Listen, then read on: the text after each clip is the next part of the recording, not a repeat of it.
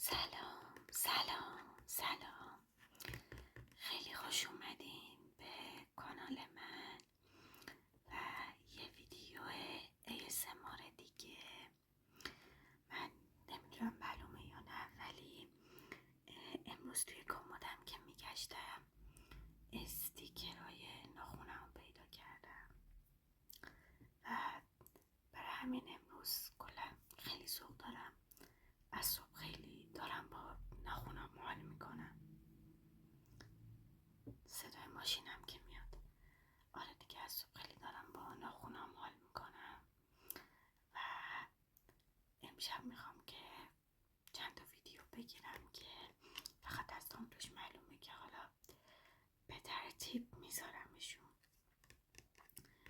گفتم چون که ویدیو کارت بازی رو خیلی دوست داشتین، بیام یه ویدیو کارت بازی دیگه بگیرم، ولی این سری میخوام اون شعبده بازی که گفتم بلدم رو بهتون نشون بدم. حالا یکی از چیزهای مهم کلا راجع به شعبده بازی و کلا بهتر بگیم راجع به گول زدن و دروغ گفتن اینه که شما باید اعتماد به نفس داشته باشین و لو ندین که دارین حقه میزنین، ولی من اصلا نمیتونم این کارو بکنم.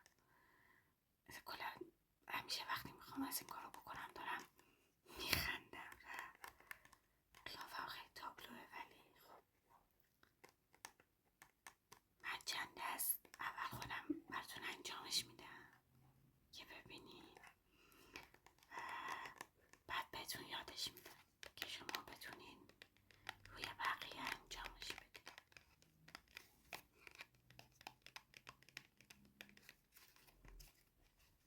خب بریم سراغ کارتا.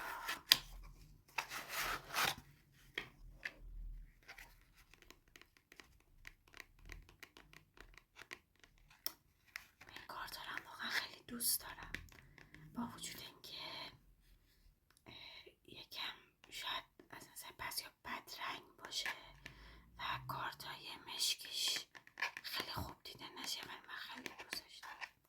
کارت جوکر که این تره.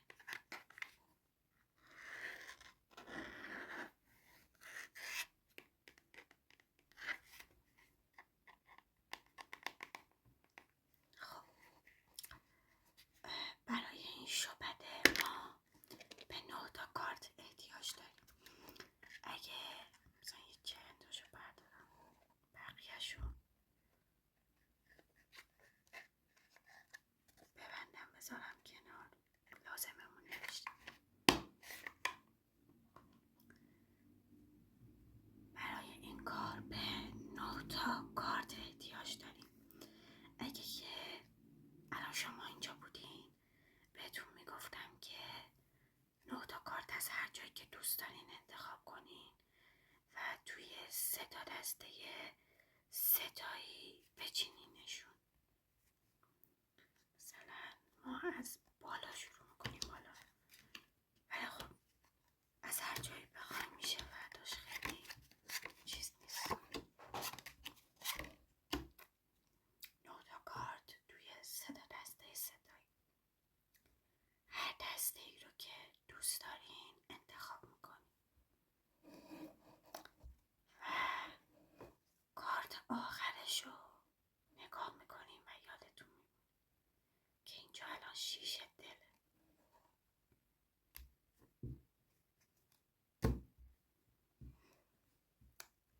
بلون دست کارت رو یادم رفت بگم، بلون دست کارت رو میذارین روی هر کدوم از اون دست کارت ها که دوست دارین و اون دست کارت رو میذارین روی دست کارت آخر و آخرش هم این کارت رو میدین به من. حالا من با قدرت جادوییم کارت رو پیدا میکنم، شروع میکنم به شمارش و حس کردن کارت ها تا پیداش کنم.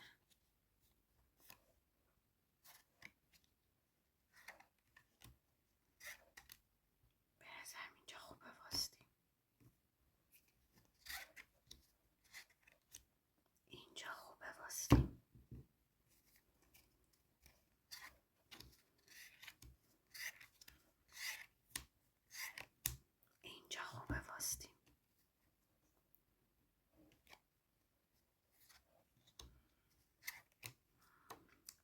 میکنم داریم به کارت نزدیک میشیم و این هم کارتمون که پیدا شد. یه دسته دیگه انجام میدم برای اینکه باورتون بشه. بیاین سه کارت رو هم عوض کنیم. از این کارت رو بیاریم. صداش بلند بود. این صدا کارت رو میذاریم کنار. بیاین همه کارت رو داشته باشیم. یه بوری هم بزنیم. باز شلدست شدم. عالی. همین الان گفتم شلدست شدم. خب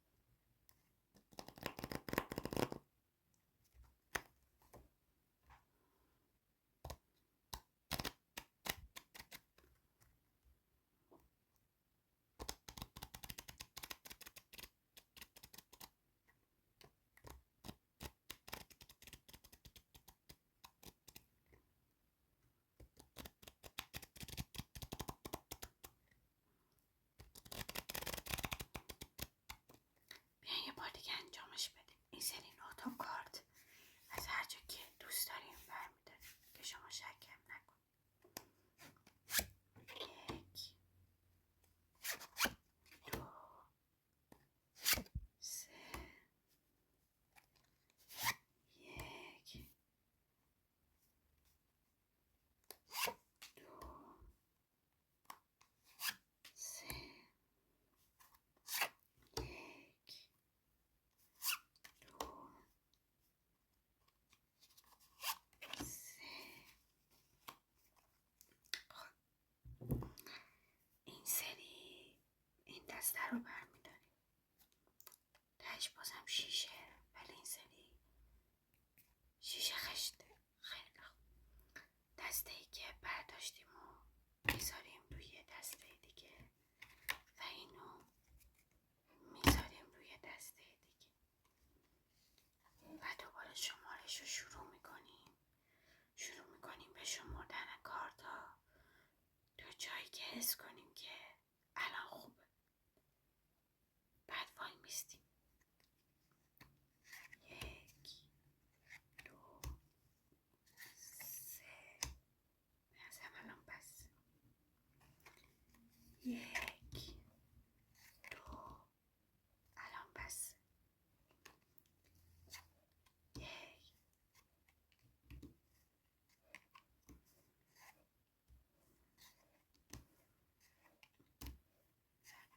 الان بس.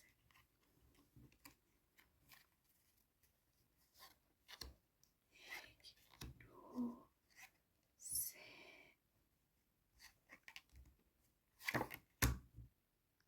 بازم کارتمون پیدا شد. خب یه دور دیگه هم براتون انجام میدم تا باورتون بشه. اگه میخواین برای کسی انجامش بدین بعد این کار بکنین که ازش بخواین 9 تا کارت از هر جا دوست داره انتخاب کنه، بذاره تو 3 تا دسته 3 تایی. حالا چون دیگه فرقی نداره من 3 تا انتخاب میکنم.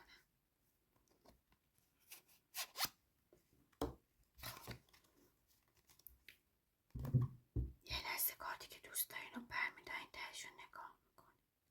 این سری 2 دله میذارین رو هر دسته کارتی که دوست داشتین از اون 2 تای دیگه و کل اینو برمی‌دارین. یعنی باید به طرف مقابل بگین که این کارو بکنه.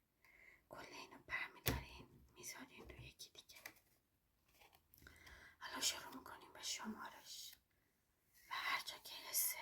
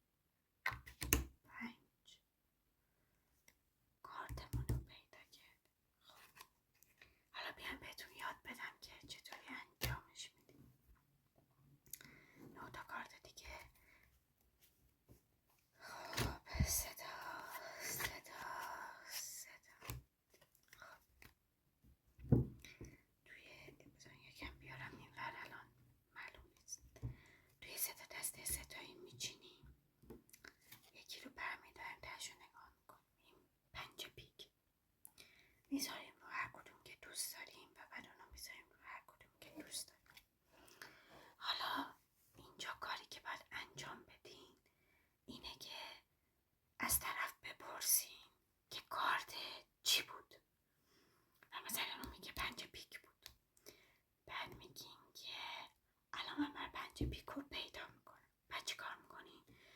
شروع میکنیم به اسپل کردن اون کارت به انگلیسی. یعنی الان 5 پیک میشه چی؟ 5 که میشه 5 F I V E. بعد بقیه رو میذارین این بالا. 5 پیک آف میشه 5 آف O F. این برای آفش. بعد دوباره بقیه رو میذارین این بالا. پیک به انگلیسی. بعد انگلیسی شو حواستون باشه. پینک به پیک. چرا گفتم پینک؟ پیک به انگلیسی میشه اسپید. S P A D E. بقیهشو میذاریم بالا. بعد آخرین حرفی کلمه‌ای که اسپل میکنین کلمه جادو یا ماجیک هست. M A G I C. همیشه حرف سیش این کارتتونه. یعنی که حروف انگلیسی کارت ها و این تعداد نوعی که انتخاب میکنیم از نظر ریاضی جوریه که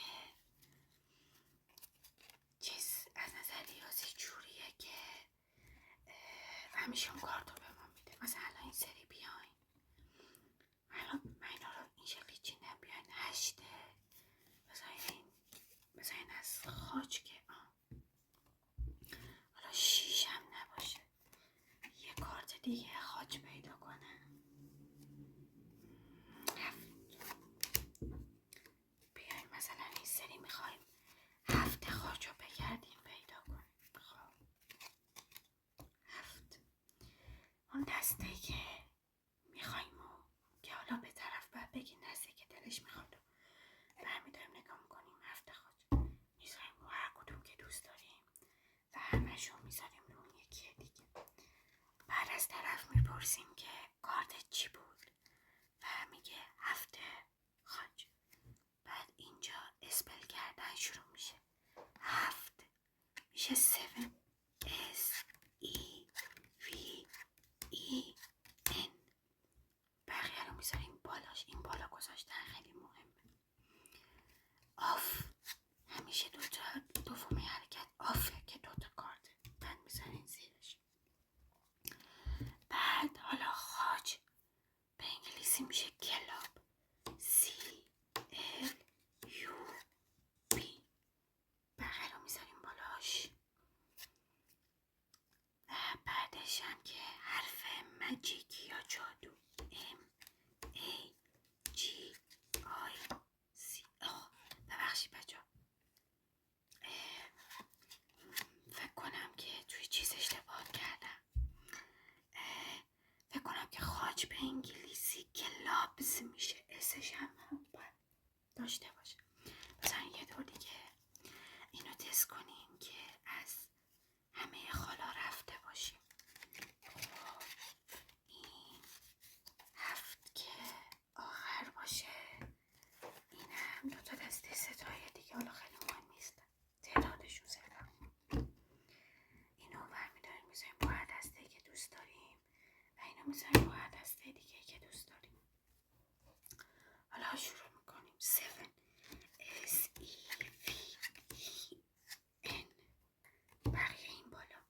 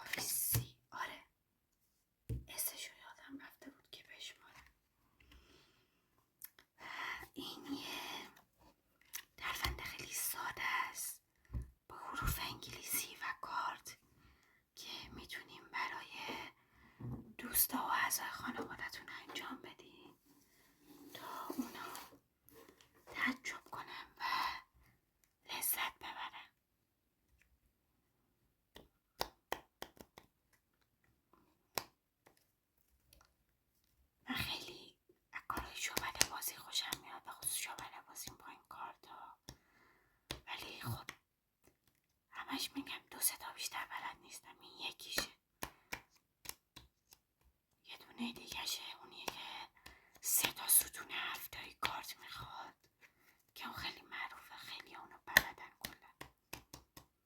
حالا بازم اگه دوست داشتین یادتون میدم برای کسی که بلد